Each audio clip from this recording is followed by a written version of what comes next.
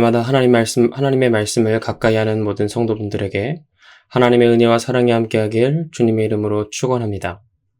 오늘 우리에게 주시는 하나님의 말씀은 에스라 2장 1절에서 2절까지의 말씀입니다. 옛적에 바벨론 왕 느부갓네살에게 사로잡혀 바벨론으로 갔던 자들의 자손들 중에서 노임을 받고 예루살렘과 유다도로 돌아와 각기 각자의 성읍으로 돌아간지라. 곧 스룹바벨과 예수아와 느헤미야와 스라야와 르엘라야와 모르드게와 빌산과 미스발과 비그웨와 르훔과 바하나 등과 함께 나온 이스라엘 백성의 명수가 이러하니. 아멘. 지난 시간 우리는 에스라 말씀을 통해 하나님께서 어떻게 고레스 왕과 백성의 마음을 감동시키시고 그들에게 귀환을 위한 모든 것을 예비하셨는지를 살펴보았습니다. 그 일은 단순한 이사나 이주가 아니었죠. 70년 동안 포로로 살아온 백성들에게 황폐한 예루살렘으로 돌아가 성전을 세운다는 것은 희생과 헌신, 믿음을 요구하는 부르심이었습니다.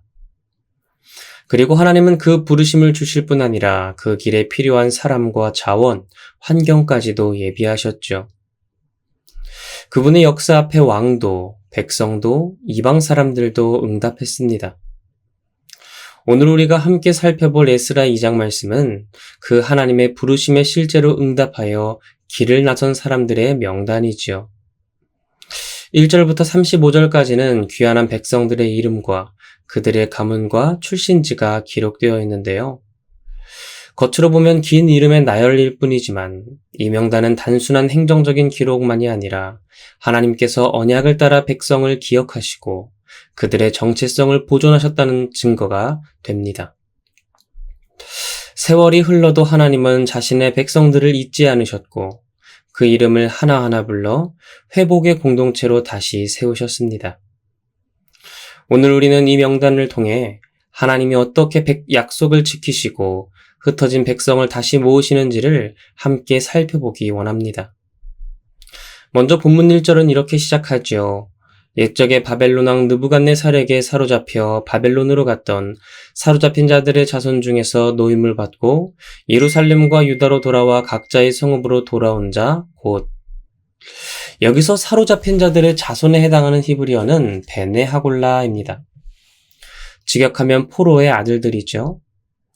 즉 이들은 실제로 포로 생활을 직접 경험한 1세대도 있었지만 그중 대부분은 포로지에서 태어난 2세대, 3세대였습니다.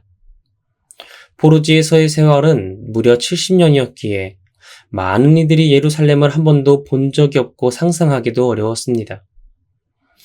그런데 그러한 그들이 그럼에도 불구하고 오직 하나님의 말씀 그 하나를 따라서 보이지 않는 하나님의 말씀을 따라 성령의 감동과 하나님의 부르심에 따라 그들은 돌아갔다고 기록됩니다.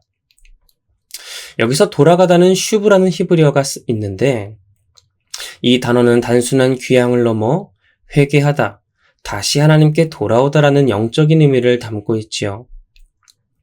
비록 우리의 아버지 어머니 세대는 하나님을 떠나 만국 백성이 되어 포로로 이 외국 타지에 끌려왔지만 그 다음 세대는 회개함으로 하나님께 다시 돌아간다는 의미를 담고 있는 것입니다.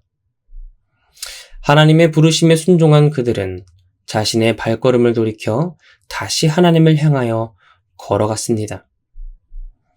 이어지는 2절에서는 이 귀한 공동체의 지도자 12명의 이름이 나오지요. 스룹바벨과 예수아를 비롯하여 느헤미야, 스라야, 르엘라야, 모르드게, 빌산, 미스발, 비그웨, 르훔, 바하나가 기록됩니다. 이 명단의 구조는 단순한 행정적인 보고가 아니라 이스라엘의 지파 제도를 연상시키는 상징성을 가지고 있지요. 12명의 지도자, 이것을 보면 12지파가 생각납니다. 따라서 하나님께서는 옛 언약 백성을 다시금 온전히 회복시키기 원하신다는 것을 나타냈지요. 특히 스룹바벨은 다윗 왕가의 후손으로 바벨론에서 태어났음을 뜻하는 이름입니다. 그의 존재는 하나님께서 다윗 언약을 잊지 않으셨다는 표지가 되기도 하지요. 또한 예수야는 대제사장으로 성전 재건 사역의 영적인 지도자였습니다. 왕족과 제사장이 함께 귀한 공동체를 이끈다는 사실은 하나님의 회복이 정치와 종교, 삶 전반에 걸친 전인적이고 온전한 회복임을 보여주고 있는 거지요. 이렇게 1절에서 2절은 우리에게 중요한 진리를 전합니다. 하나님은 역사 속에서 흩어진 백성을 다시 모으시되 그들을 대표할 지도자를 세워 질서 있게 인도하신다는 겁니다. 2절에서 12 지도자의 이름이 언급된 후 3절부터는 귀환한 가문과 사람들의 구체적인 명단이 이어집니다. 이는 단순한 통계 자료가 아니라 하나님께서 각 사람을 이름으로 기억하신다는 신학적 선언이 되는 것이지요. 성경에서 이름은 단순한 호칭, 단순한 사람을 가리키는 이름이 아니라 그 사람의 전 존재와 정체성을 나타냅니다. 한 번도 이스라엘 땅을 보지 못했고 성전과 하나님을 경험하지 못했음에도 불구하고 하나님의 말씀에 의지하여 일어선 사람들을 하나님은 뭉뚱그려서 기억하는 것이 아니라 덩어리째 기억하는 것이 아니라 한 명 한 명 이름으로 그 사람의 전 존재와 인격으로 기억하신다는 것을 우리는 확인할 수 있는 것이죠.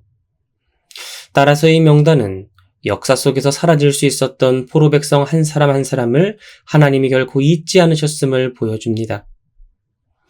이어지는 3절에서 20절에는 가문 명단이 나오는데요. 대체로 예루살렘과 유다의 성읍과 관련이 있습니다. 예를 들어 3절의 바로스 자손은 느헤미야 3장 25절에도 등장하는 가문으로 성전 건축과 예루살렘 성벽 재건에 헌신했던 자들입니다. 스바다 자손과 아라 자손은 역대상 9장에 언급되는 제사장 레위인 계열과 연결되지요. 6절의 반모압 자손은 모압의 통치자라는 뜻을 가진 이름으로 모압 지역에서 유래한 혼혈 배경을 가졌을 가능성을 보여줍니다. 이것을 볼 때 하나님은 온전히 순수한 혈통의 여부가 아니라 하나님의 말씀에 순종하는 자들, 비록 순전한 혈통을 가지고 있지 않다고 하더라도 하나님의 말씀에 순종한다면 그 사람들을 기억하시고 사용하시고 하나님의 구원 백성 공동체에 포함시키신다는 것을 확인할 수 있습니다. 이어서 또한 이 명단에 기록된 숫자들은 각 가문별로 70명에서 2,000명 이상까지 다양한데요. 그런데 흥미로운 점은 포로지에서 돌아온 총 인원은 유다 전체 인구에 비해 아주 적었다는 사실입니다. 이는 많은 이들이 바벨론 땅에 정착하여 이스라엘로 돌아오기를 거부했음을 나타내지요. 당연할 것입니다. 단지 보이지 않는 하나님의 말씀에 의지하여 지금 내가 정착하고 읽어온 이 모든 삶의 터전을 버리고 떠난다. 이것은 쉽지 않은 일일 것입니다. 그래서 하나님의 말씀에 순종하여 일어난 사람들은 전체 이스라엘 백성들 중에서 소수이고 적은 자들이었습니다. 하지만 하나님은 그 소수 정예 적은 자들을 통해 새로운 역사, 회복의 역사를 시작하고 이루시는 하나님이시죠. 성경의 역사는 언제나 많음이 아니라 하나님의 선택으로 움직였습니다. 또한 이 명단은 질서와 소속이라는 신학적인 주제를 드러내고 있는데요. 각 사람은 이름과 가문 성읍으로 불립니다. 이는 하나님의 백성이 익명의 군중이 아니라 하나님의 언약 공동체 속에 분명한 자리와 사명을 가진 귀중한 존재라는 것을 보여주고 있는 것이지요. 결국 3절에서 20절의 명단은 오늘 우리에게 이렇게 말씀합니다. 하나님은 당신의 백성을 숫자나 통계로 보지 않으시고 그분은 그들의 이름을 하나하나 부르시며 그들이 속한 자리를 기억하심으로 그들을 통해 새로운 역사를 일으키신다고요. 다음으로 21절부터 35절까지는 귀한 자들의 명단이 성읍별로 기록됩니다. 앞에서는 가문별로 나열되었던 명단이 이제는 고향 땅을 기준으로 배열됩니다.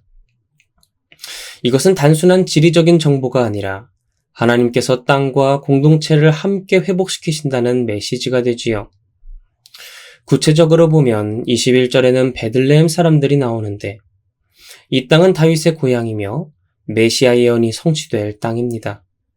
작은 마을이지만 하나님의 구속 역사에서 핵심적인 역할을 맡게 됩니다. 23절에서는 아나돗 사람이 나오는데 이곳은 예레미야 선지자의 고향으로 포로 이전에 이미 하나님의 심판과 회복의 말씀을 들었던 곳입니다. 25절에서는 기럇 아르빔, 그비라, 브에롯 사람이 나오지요. 이 지역들은 여호수아 9장에 나오는 기브온 사람들의 영역으로 과거 언약 관계를 맺은 이방인 공동체가 포함된 가능성을 보여줍니다. 26절에서는 라마와 게밧 사람이 나오는데요. 라마는 예레미야 40장 1절에서 포로들이 집결했던 곳으로 타국에 끌려가기 위해 모여야 했던 비참하고 비극의 장소였습니다. 그런데 이제는 상황이 역전되어 흩어짐의 장소에서 귀환하기 위해 모여드는 순종의 소수의 정예들이 모이는 장소로 바뀌게 된 것이지요. 사람만이 아니라 땅도 함께 포함된 명단이 오늘 우리에게 말해주는 중요한 사실이 무엇일까요?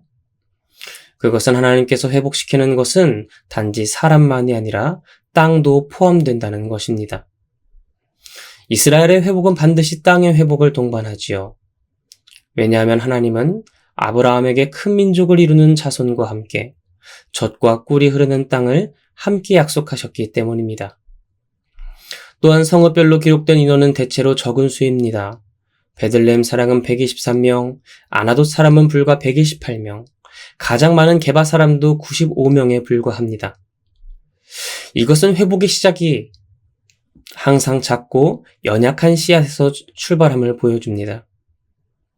하지만 작은 겨자씨 하나에서 많은 사람이 쉴 수 있는 커다란 나무가 되듯이 하나님은 이 겨자씨와 같은 작은 사람들을 통해 놀랍고 창대한 구원 역사를 이루십니다. 하나님은 결코 규모나 조건으로 역사를 시작하지 않으시죠. 그분의 약속과 부르심이 오직 회복의 근거입니다. 아주 작은 자들이라고 할지라도 그들이 하나님을 향한 믿음만 갖고 있다면 하나님은 기적을 일으키시는 겁니다. 흥미롭게도 이 성읍들의 대부분은 예루살렘 주변에 위치해 있습니다. 즉 하나님은 성전 재건뿐 아니라 그 성전을 중심으로 한 언약 공동체의 삶의 터전을 재건하시는 겁니다. 예배가 회복되려면 예배하는 공동체의 일상과 그들의 땅도 함께 회복되어야 한다는 것이지요. 따라서 오늘 21절에서 35절 말씀은 오늘 우리에게 이렇게 말씀하고 있습니다. 하나님은 흩어진 백성을 부르실 뿐 아니라 그들이 돌아가 살아갈 땅을 예비하시고 그 땅에서 예배 공동체를 다시 세우신다고요. 사랑하는 성도 여러분, 지금까지 살펴본 에스라 2장 1절에서 35절 말씀은 우리에게 하나님의 회복 사역이 얼마나 세밀하고 충만한지를 보여줍니다. 하나님은 먼저 백성을 부르셨습니다. 포로지에서 평생을 보낼 수 있었던 사람들을 그분의 언약을 이루기 위해 불러내셨지요. 그리고 그 부르심은 단순한 감정의 움직임이 아니라 역사를 새롭게 쓰시는 하나님의 세밀하고 귀중한 손길이었습니다. 하나님은 또한 가문과 정체성을 회복하셨습니다. 각 사람의 뿌리를 기록하시고 언약 백성의 명단에 그들의 이름을 올리셨습니다. 이는 그분이 자신의 백성을 한 사람도 결코 잊지 않으신다는 증거가 되지요. 그리고 하나님은 땅과 공동체를 새롭게 하시는 분이셨습니다. 폐허가 된 성읍들이 다시 이름을 얻고 다양한 지역 출신들이 하나의 예배 공동체로 모입니다. 하나님의 회복은 영혼만이 아니라 삶의 자리와 관계, 공동체까지 새롭게 하는 것이지요. 사랑하는 성도 여러분, 하나님의 부르심은 오늘도 계속되고 있습니다. 그분은 오늘도 우리의 이름을 기억하시며 부르시고 우리의 정체성을 새롭게 하시며 우리가 살아갈 자리까지 예비하시는 분이십니다. 그리고 하나님은 그분의 부르심에 순종한 사람들을 결코 잊어버리시지 않는 것을 오늘 말씀을 통해 확인하였죠. 그분의 생명책과 우리의 모든 행함을 기록한 책에 하나하나 다 기록하십니다. 그리고 세상의 안락과 재물에 안주하지 않고 하나님의 말씀에 순종한 자들을 그 이름으로 기억하십니다. 우리를 하나의 인격적 존재로 존중하시고 그대로 평생 영원토록 기억하시는 분이 바로 우리의 신실하신 하나님이신 것이죠. 그러므로 오늘 우리는 이렇게 질문해 보아야 합니다. 나는 과연 그 부르심 앞에 일어서고 있는가? 감동에서 멈추는 것이 아니라 믿음으로 순종하여 예배의 자리로 돌아가고 있는가? 하나님이 우리를 부르실 때 하나님의 부르심 앞에 믿음으로 일어나 회복의 역사에 동참하는 순종의 사람이 되는 저와 여러분이 되길 주님의 이름으로 축원합니다. 시간 함께 기도하겠습니다. 할렐루야. 은혜와 사랑이 많으신 주님, 오늘도 복된 새 아침 허락하시고 이 새벽 주님 앞에 나와 예배하게 하시니 감사드립니다.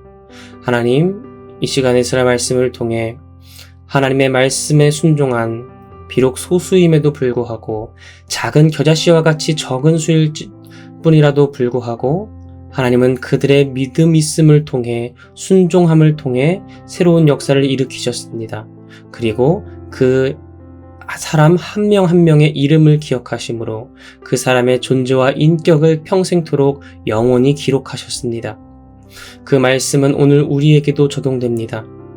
그 사람과 땅을 회복시키시고 예비하신 주님, 오늘 우리의 삶을 회복시키시고 하나님의 부르심 앞에 일어설 때에 우리를 기억하시며 우리를 전인격적으로 존중하시는 놀라운 그 하나님의 손길이 우리 삶 가운데 존재하게 하여 주시옵소서.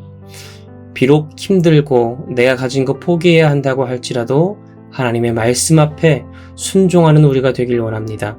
하나님의 말씀 하나만 있다면 내가 가진 모든 것 버리고 하나님 붙들 수 있는, 그래서 하나님의 귀한 구원 역사에 동참하며 영원히 생명책에 기록될 수 있는 저와 우리 모든 하평교회 성도들 될 수 있도록 함께하고 역사하여 주시옵소서. 모든 것 주님께 맡겨드립니다. 감사드리며 이 모든 것 살아계신 예수 그리스도의 이름으로 기도드립니다. 아멘.